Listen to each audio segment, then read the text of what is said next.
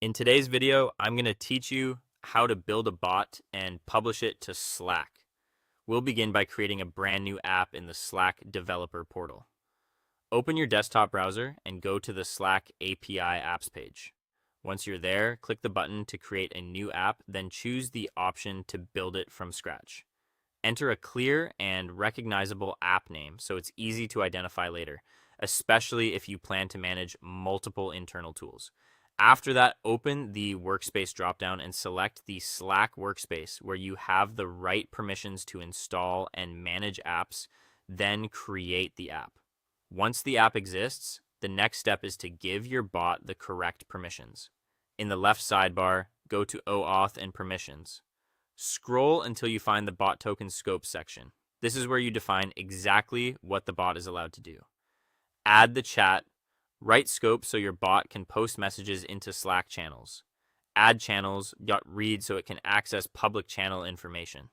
Then add app mentions. Read so it can detect when someone mentions it directly in a conversation. These are the core permissions that allow a basic bot to communicate and react inside Slack.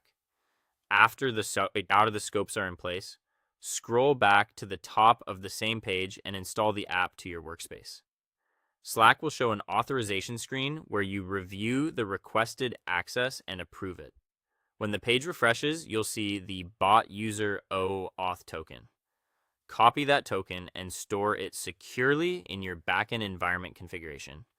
Avoid hard-coding sensitive credentials directly into production code whenever possible. Now let's enable event handling so the bot can respond in real time. In the left sidebar, open event subscriptions and turn events on. You'll then need to paste in your backend request URL. This is the endpoint Slack will contact whenever a subscribed event happens. During verification, Slack sends a challenge request, and your server must return that raw challenge value exactly so the URL can be approved. After verification succeeds, scroll down to Bot Events, add the app I mentioned event, and save your changes.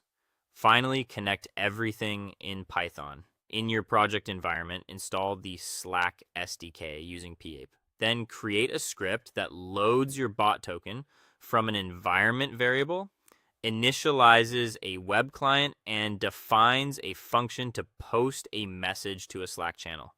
Wrap the API call in error handling so you can catch Slack API issues cleanly. At the bottom of the script, keep a simple startup message in place and use the sample broadcast function to test posting into a channel when you're ready.